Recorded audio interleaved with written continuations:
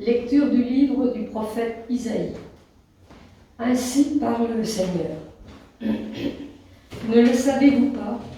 Encore un peu, très peu de temps, et le Liban se changera en verger, et le verger sera pareil à une forêt. Les sourds, en ce jour-là, entendront les paroles du livre. Quant aux aveugles, sortant de l'obscurité et des ténèbres, les yeux leur verront. Les humbles se réjouiront de plus en plus dans le Seigneur. Les malheureux exulteront en Dieu, le Saint d'Israël. Car ce sera la fin des tyrans, l'extermination des moqueurs, et seront supprimés tous ceux qui s'empressent à mal faire, ceux qui font condamner quelqu'un par leur témoignage, qui faussent les débats du tribunal et sans raison font dégoûter l'innocent.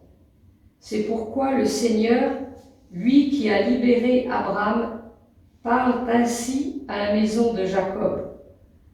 Désormais, Jacob n'aura plus honte, son visage ne pâlira plus, car quand il verra chez lui ses enfants, l'œuvre de mes mains, il sanctifiera mon nom, il sanctifiera le Dieu saint de Jacob, il tremblera devant le Dieu d'Israël. Les esprits égarés découvriront l'intelligence, et les récalcitrants accepteront qu'on les instruise. Parole du Seigneur. Le Seigneur est ma lumière et mon salut. Le Seigneur est ma lumière et mon salut. Le Seigneur est ma lumière et mon salut. De qui aurais-je crainte? Le Seigneur est le rempart de ma vie. Devant qui tremblerai-je? Le Seigneur est ma lumière et mon salut. J'ai demandé une chose au Seigneur, la seule que je cherche, habiter la maison du Seigneur tous les jours de ma vie. Le Seigneur est ma lumière et mon salut. J'en suis sûr, je verrai les bontés du Seigneur sur la terre des vivants. Espère le Seigneur, sois fort et prends courage. Espère le Seigneur. Le Seigneur est ma lumière et mon salut.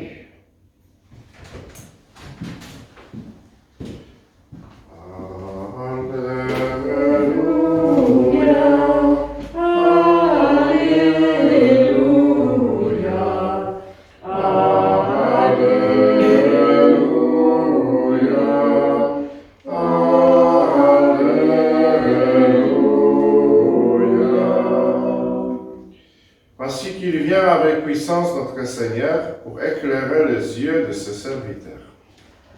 Alléluia,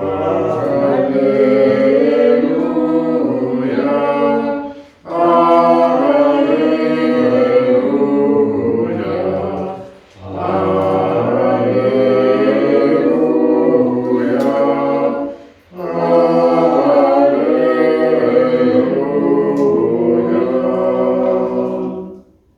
Le Seigneur soit avec vous. Et avec votre esprit. Évangile de Jésus-Christ selon saint Matthieu. Gloire à toi, Seigneur. En ce temps-là, Jésus était en route. Deux aveugles le suivirent en criant « Prends pitié de nous, fils de David !» Quand il fit entrer dans la maison, les aveugles s'approchèrent de lui et Jésus leur dit « Croyez-vous que je peux faire cela ?»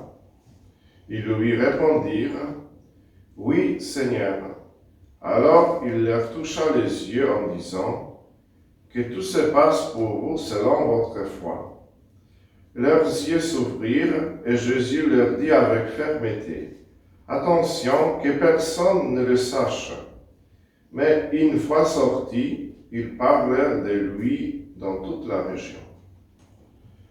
Acclamons la parole de Dieu. Louange à toi, Seigneur Jésus.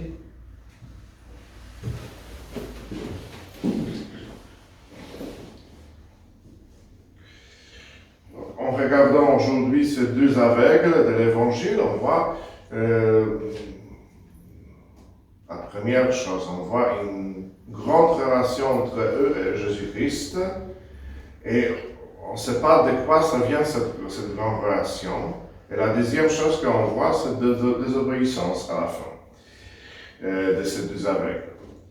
Et peut-être parce qu'ils n'ont pas reconnu vraiment Jésus-Christ sauveur dans sa vie, bon, pas encore, parce qu'ils disent oui Seigneur. Oui Seigneur, ça veut dire oui chef, oui patron, un peu dans ce sens. Ou peut-être parce qu'ils étaient vraiment dans la joie et ils ne peuvent pas cacher cette joie en eux. Dans ce moment, et c'est pour cela ils ont dit à tout le monde. Mais la première chose est très intéressante, cette relation entre eux et Jésus-Christ, comme je dis aujourd'hui aussi dans la petite SMS le matin.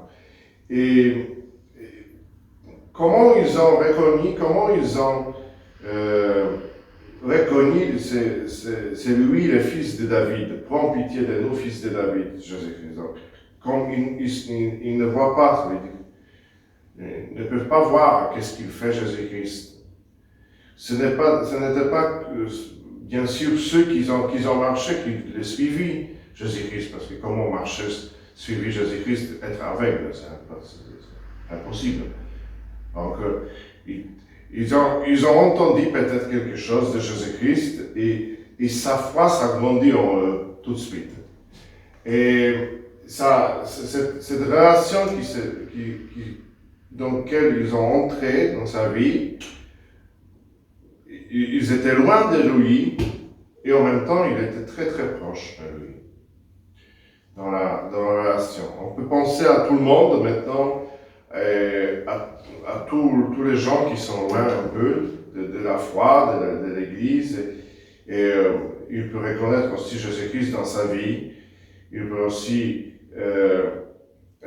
reconnaître Jésus-Christ dans les actions des autres, dans les bonnes actions. Mais ils ne suivaient pas vraiment Jésus-Christ comme par l'Eucharistie, par la prière, par les choses que Jésus nous donne. Et il y a quelque chose d'intéressant en plus de cette relation entre eux et Jésus-Christ. Dans la première lecture, comme aux aveugles, dit le prophète Isaïe, sortant de l'obscurité et des ténèbres, leurs yeux verront. Il y a quelque chose aussi à faire. Il faut sortir de l'obscurité et des ténèbres. On peut se demander comment quelqu'un qui est aveugle peut sortir de l'obscurité et des ténèbres. Bien sûr, ça ne part pas, cette parole de sortir des ténèbres, ça veut dire de voir, c'est impossible. Parce que tu ne peux pas seul sortir des ténèbres, sortant de l'obscurité et des ténèbres, leurs yeux verront. Tu ne peux pas sortir de ça. Mais tu peux sortir des ténèbres et de l'obscurité de ta vie. Ça, c'est la proposition ouverte pour nous tous. Changer les cœurs, ça veut dire. On parle de péché, bien sûr. On parle de l'obscurité plus profonde que l'obscurité, que les ténèbres qu'on ne voit pas, que nous sommes aveugles, vraiment dans notre vie. Le péché, c'est toujours l'obscurité et les ténèbres plus profondes que pour nous, que toutes les autres choses qu'on peut imaginer. Que tout se passe pour vous selon votre foi aussi. Ça, c'est la parole que je vous laisse à la fin.